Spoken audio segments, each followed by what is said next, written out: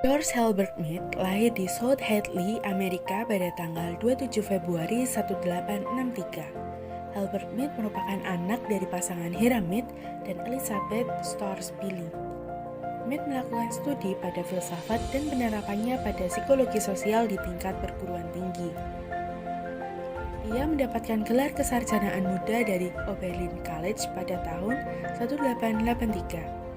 Setelah beberapa tahun Mead mengajar SMP, kemudian ia bekerja sebagai surveyor perusahaan kereta api dan tutor privat. Di tahun 1887, Albert Mead melanjutkan studinya di Harvard University selama 1 tahun untuk mempelajari filsafat dan psikologi. Selama belajar di sana, ia tertarik pada filsafat romantik dan idealistik dari Hegel. Kemudian, Albert pergi ke Jerman untuk memenuhi ketertarikannya pada filsafat dan psikologi di Leipzig dan Berlin. Akan tetapi, karena Albert Mead melanjutkan studi yang berpindah-pindah, maka ia tidak mendapatkan gelar magisternya. Di tahun 1891, Mead mendapatkan penawaran bekerja sebagai staf pengajar di Universitas Michigan. Dan di tahun 1894, Mead mendapatkan invitasi resmi dari John Dewey untuk berpindah ke Universitas Chicago secara permanen hingga akhir hayatnya. Pengaruh tokoh lain dalam pemikiran George Herbert Mead. Adanya pemikiran yang diusung oleh Herbert Mead dipengaruhi oleh beberapa tokoh. 1. John Dewey. Mead merasa mendapatkan apresiasi dari John Dewey sehingga ia mengikuti jejak pemikiran Dewey dalam mengembangkan filsafat dan teori pendidikan. Menurut Arozzi, Mead mulai tertarik pada bidang psikologi di tahun 1900. Materi tentang pikiran, diri, dan masyarakat mulai dibukukan oleh mahasiswa dalam catatan stenografis. Kemudian, diajarkan dari Departemen Sosiologi oleh Ellsworth Faris. Pada perkuliahan ini, Mead menunjukkan pengaruh tesisnya pada mahasiswa sosiologi, psikologi, hingga pendidikan dengan menggunakan kerangka teori pendidikan dari Dewey. 2. Charles Darwin. Mead mengagumi dan tekun mempelajari pemikiran yang diusung oleh Charles Darwin. Meskipun begitu, ia bukan dalam Darwinisme sosial. Mead menerima prinsip Darwin terkait dengan organisme yang terus terlibat dalam menyesuaikan diri di dalam lingkungannya. Hal tersebut akan mempengaruhi individu dalam proses perubahan yang dinamis. Pemikiran Mead tentang teori Darwin adalah bahwa pikiran dan kesadaran manusia sejalan dengan kerangka evolusi dari teori Darwin. Pikiran manusia sebagai suatu hasil yang muncul melalui proses evolusi yang ilmiah dan pikiran tersebut akan terus berkembang. 3. Max Weber. Pemikiran Herbert Mead juga mendapat pengaruh dari tokoh yang bernama Max Weber dalam pemikirannya terkait interaksi dan tindakan antara individu satu dengan yang lainnya diwujudkan dengan tindakan ataupun perilaku.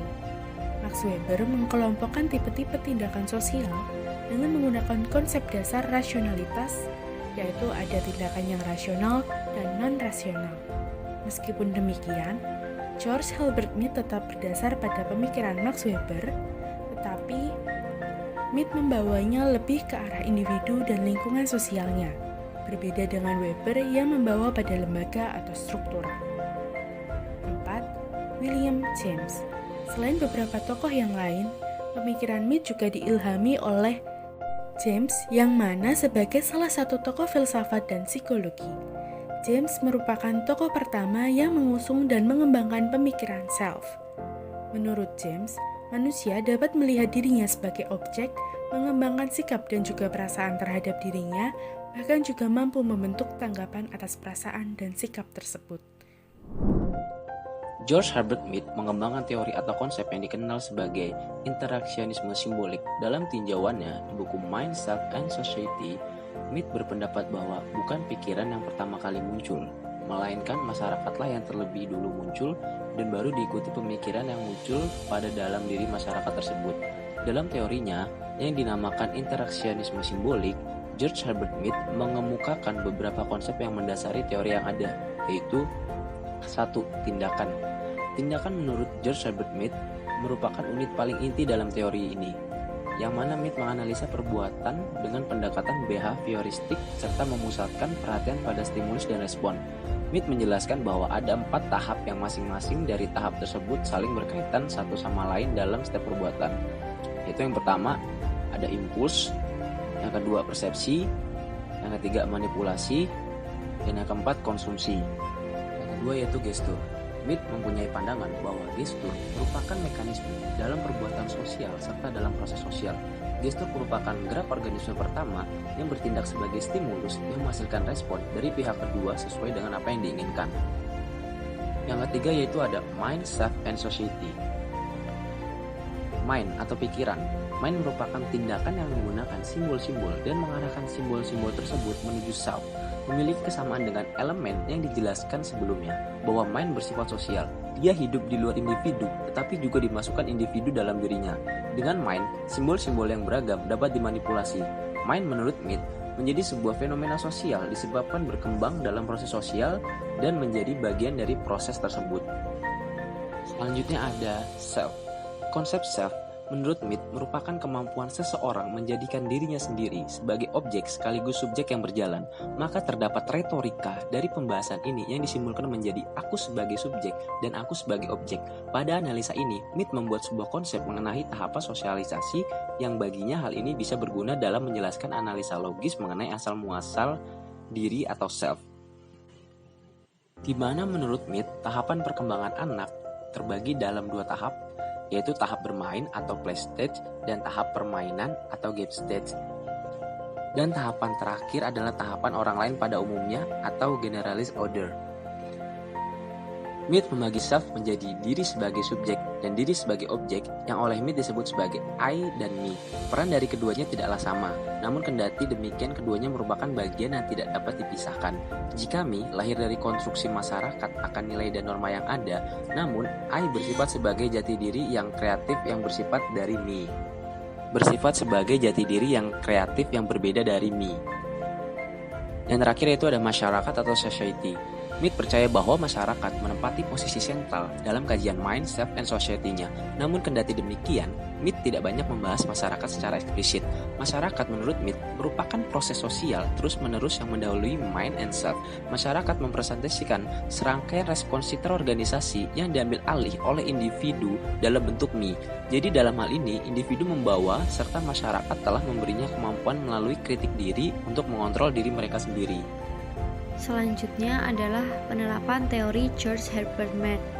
Pada dasarnya, teori interaksionisme simbolik adalah sebuah teori yang mempunyai inti bahwa manusia bertindak berdasarkan atas makna-makna, di mana makna tersebut didapatkan dari interaksi dengan orang lain, serta makna-makna itu terus berkembang dan disempurnakan pada saat interaksi itu berlangsung.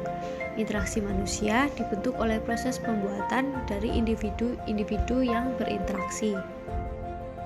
Menurut George Herbert Mead, sebelum manusia bisa berpikir, manusia membutuhkan bahasa supaya dapat berkomunikasi secara simbolik. Cara bagaimana manusia bisa berpikir ditentukan oleh praktek bahasa. Interaksi simbolik melihat posisi bahasa sebagai seperangkat ide yang ditukarkan kepada pihak lain secara simbolik.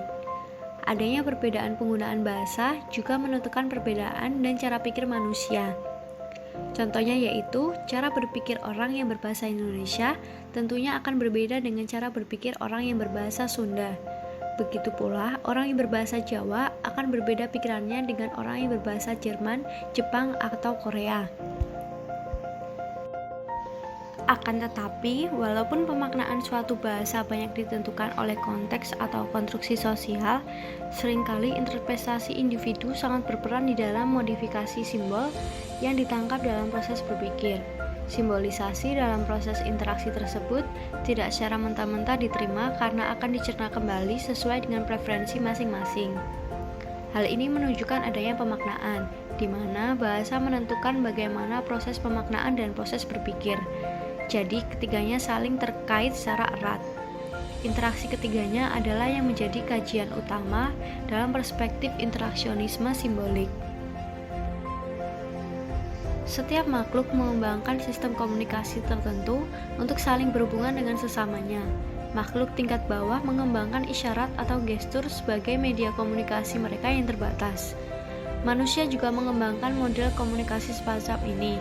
Namun, nilai penting manusia adalah kemampuannya memanipulasi simbol yang bentuk akhirnya adalah bahasa. Bahasa memungkinkan manusia berkomunikasi dan mengembangkan peradabannya lebih tinggi dibandingkan makhluk lain. Simbol menurut George Herbert yaitu rambu-rambu lalu lintas yang memiliki makna-makna sendiri.